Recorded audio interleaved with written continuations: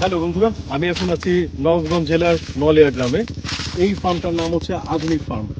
এই আধুনিক ফার্মে অনেক কিছু উৎপাদন হচ্ছে, আপনাদেরকে অল্প অল্প করে দেখাচ্ছি। তার আগে বলে নিই যে এর আগের ভিডিওতে আমি দেখিয়েছি আম বাগান, লিচু বাগান।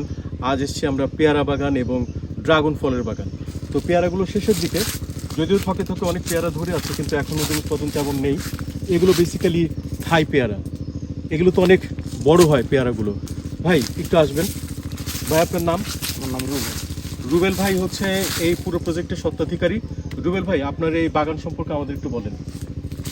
আমরা আসলে সমস্ত কৃষি অর্গানিক কৃষি নিয়ে কাজ করি। আমাদের স্বপ্ন হলো নিরাপদ খাদ্য উৎপাদন। আমরা আসলে সকলে সব বিষয়ে সচেতন, কিন্তু আসলে যেটা আমরা খাবার খাই সেটা নিয়ে কেই যেন সচেতন নয়। আমরা নিরাপদ খাদ্য নিয়ে আমরা আধুনিক কৃষি ফার্ম চলমান। আমাদের এখানে পেয়ারা আছে, আম আছে, সজনা আছে, ড্রাগন আছে।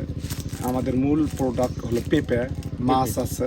পেঁপে কি এখন অলরেডি উৎপাদন হচ্ছে? চলমান, হ্যাঁ, চলমান। একটা জাত নিয়ে কাজ করতেছি। আর এই পেয়ারাগুলো তাহলে এখন কি হবে? পেয়ারা আসলে গাছের বয়স হয়ে গেছে। আমরা এখন এগুলোর মধ্যে অলরেডি কিন্তু আম বাগান লাগিয়ে দিছি। আমের গাছ দেখতেছেন, আমের বাগান আম অলরেডি ধরেও গেছে গাছে। এখানে এটা কাটে দিয়ে এখানে আম আর পেঁপে হবে। তো আসলে বাগানটা একবার এক সাইডে কাজ করতেছি। সমস্ত বাগান একসাথে কাটে ফেলালে অনেক পর্যটকরা আসে, আসলে ফাঁকা হয়ে যাবে। এই জন্য বাগানগুলো এরকম।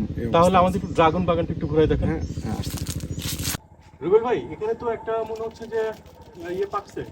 না, এখন এটা পাখি এখন এটা পাকেনি? তখন এটা সমান হয়ে যাবে।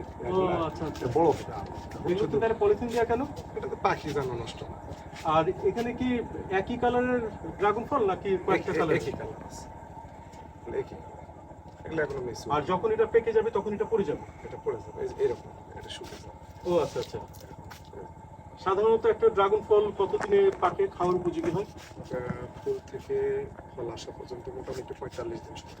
45 দিন। তার মানে এগুলো আরো বেশ কিছু সময় আরো লাগবে। 15 থেকে 20 দিন গেলে কালার আসে। আর একটা ড্রাগন গাছে, ড্রাগন ফলের গাছে কতটা ফল ধরে একবারে? এই যে দেখতেছেন, এটার কোনো গড় হিসাব করা হয় না। এটা বছরে 7 মাস পাওয়া যায় আর কি। শীতের সময়টা থাকে না। এই যে প্রথমে একটা রাউন্ড আসছে, এই যে এটা, তারপরে যে এটা আসছে, আবার ফুল আসবে, এভাবে চলমান থাকবে। এটা কি সিজনাল? সিজন শুধু গরমে? গরমে। দেশে আমরাই 2 তালা বিশিষ্ট করছি, আপনি এটা দেখতে পাচ্ছেন। হ্যাঁ দুই হ্যাঁ, এই যে তালা। এখানে মাচা দিয়ে, মানে 2 তালা। এখানে হ্যাঁ। অল্প জায়গাতে অধিক ফলন, অর্থাৎ Right. 12 শতক জায়গাতে 2400 গাছ আছে। আমরা একটা করে জমিতে যেন ব্যবহার বেশি করা যায়। আমাদের একটা বাগানে সুপারি আছে, আম আছে, পেঁপে আছে, তেজপাতা আছে। মানে একই জমিকে কিভাবে আসলে বারবার ব্যবহার করা যায়, এটাই আমরা চেষ্টা করতেছি। আর এই ড্রাগন ফলটা কি দেশি ফল না এটা বিদেশি? এটা আসলে বিদেশ থেকে আমদানি হয়েছে, এখন দেশে অ্যাভেলেবল উৎপাদন। আপনারা যে গাছটা লাগান, এটা কি কোনো বীজ না? না, চারা? কাটিং। ও আচ্ছা, কাটিং। আমি যদি এখান থেকে একটু কাটি তাহলে আবার হয়ে যাবে? হ্যাঁ, এটা অত্যন্ত একটা সহজ।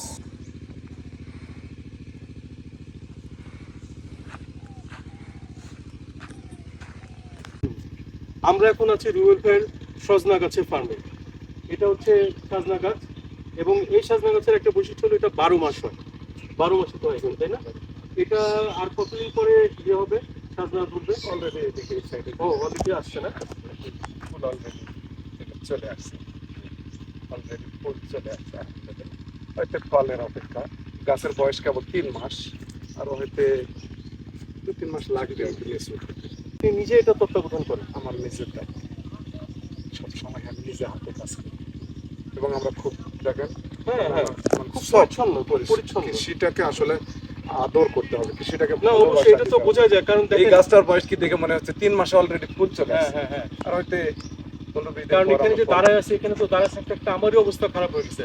আর সেখানে আপনার দিনের পর দিন এখানে কাজ করে যাচ্ছে, মানে ভালোবাসা না থাকলে তো এটা সম্ভব হবে।